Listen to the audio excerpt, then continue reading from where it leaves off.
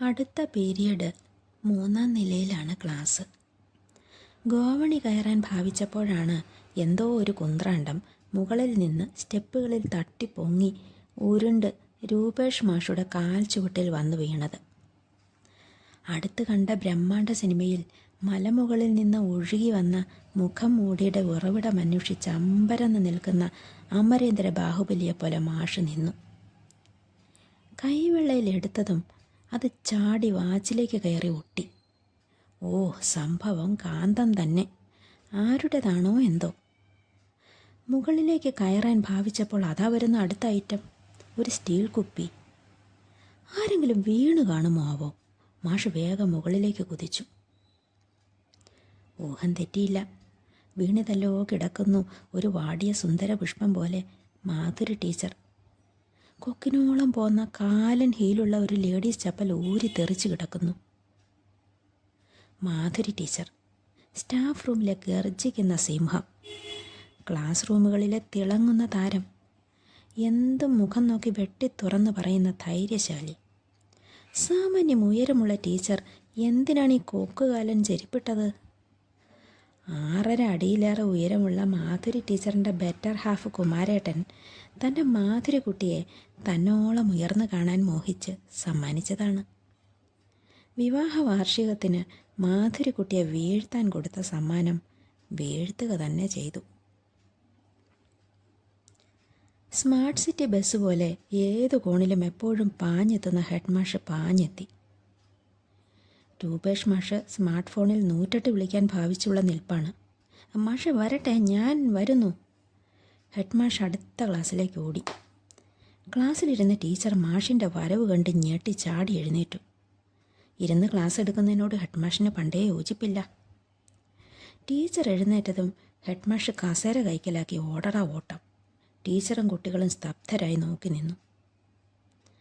അപ്പോഴേക്കും staff secretary Ranjith മാഷും ഓഫീസിലെ വാസന്തി ചേച്ചിയും വിവരമറിഞ്ഞെത്തിയിട്ടുണ്ടായിരുന്നു. ഈ പറഞ്ഞ കക്ഷികളുമായി അല്പം മുമ്പ് ഓഫീസിൽ വെച്ച് വാക്കുകൊണ്ട് ഒരു മൽപ്പിടുത്തമൊക്കെ നടത്തിയിട്ടായിരുന്നു മാധുരി ടീച്ചറുടെ വരവ്. വീണ് കിടക്കുമ്പോൾ അതൊന്നും മനസ്സിൽ വയ്ക്കുന്നത് ശരിയല്ലല്ലോ. ഹെഡ് മാഷ് കൊണ്ടുവന്ന കസേരയിലേക്ക് മാധുരി ടീച്ചറെ വലിച്ചു കയറ്റി. ഈ വശത്ത് ഞാൻ ഒരാൾ മതി, മറുവശത്ത് നിങ്ങൾ 3 പേരും പിടിച്ചോളൂ. ഹെഡ് മാഷ്. അപ്പോഴേക്കും സാമാന്യം കരുത്തനായ PT സാറും സ്ഥലത്തെത്തി. എല്ലാവരും ചേർന്നപ്പോൾ മാധുരി ടീച്ചർ വിജയകരമായി കസേരയിലിരുന്ന് ഗേറ്റിന് പുറത്തേക്ക്. തൊട്ടടുത്ത് 1 അല്ല 2 ഹോസ്പിറ്റലുകൾ. ടീച്ചർ കസേരയോടെ കാഷ്വാലിറ്റിയിലേക്ക്. നഴ്സുമാർ കർട്ടൻ വലിച്ചിട്ട് കസേര ചുമന്നവരെയും ചുറ്റും നിന്നവരെയും പുറത്താക്കി. ബട്ടക്സിന് ഒരു ഇഞ്ചക്ഷൻ വയ്ക്കണം, വേദന കുറയണമല്ലോ. ഇഞ്ചക്ഷൻ വേണ്ട, ഗുളിക മതി. വിറയ്ക്കുന്ന ശബ്ദം. കർട്ടനുള്ളിൽ നിന്ന് പുപ്പുലിയുടെ ദീനരോധനങ്ങൾ. എക്സ്റേ എടുക്കാൻ ഹെഡ്മാഷ് പാഞ്ഞു. പുറകെ സ്ട്രെച്ചറിൽ ടീച്ചറും. എക്സ്റേ ടേബിളിൽ കയറിയതും ഇറങ്ങിയതും പ്ലാസ്റ്റർ ഇട്ടതും എന്നിങ്ങനെ എല്ലാ ഘട്ടങ്ങളും ഹോസ്പിറ്റലിലെ ഏകദേശം എല്ലാ അന്തേവാസികളും കൃത്യമായി അറിഞ്ഞിട്ടുണ്ടാവണം. അമ്മാതിരി നിലവിളിയായിരുന്നല്ലോ. അസാമാന്യ ധൈര്യശാലിയെന്ന് വിദ്യാലയം അഭിമാനം കൊണ്ടിരുന്ന മാധുരി ടീച്ചർ പ്ലാസ്റ്റർ ഇട്ട കാലുമായി മാൻപേടയെ പോലെ തളർന്നു കിടന്നു. മാധുരി ടീച്ചറുടെ സ്വന്തം കുമാരേട്ടൻ പാഞ്ഞെത്തി. ചെരുപ്പാണ് പ്രതിയെന്നറിഞ്ഞപ്പോൾ കുമാരേട്ടൻ്റെ ഉള്ളൊന്ന് കാളി. മാനഹാനിയും ദ്രവ്യനാശവും വരും ഫലം. പ്ലാസ്റ്റർ ഇട്ട കാലുമായി ടീച്ചർ സ്ട്രെച്ചറിൽ കുമാരേട്ടൻ്റെ അരികിലേക്ക്.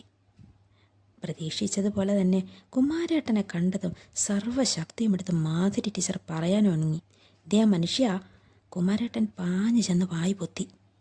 എൻ്റെ പൊന്നു മാധുരിക്കുട്ടി, ഒന്നും പറയണ്ട. ഞാൻ പണ്ടേ പറഞ്ഞതല്ലേ, ഇന്ന് നിന്നെ വിമർശിക്കുന്നവർ നാളെ നിന്നെ തോളിലേറ്റുമെന്ന്.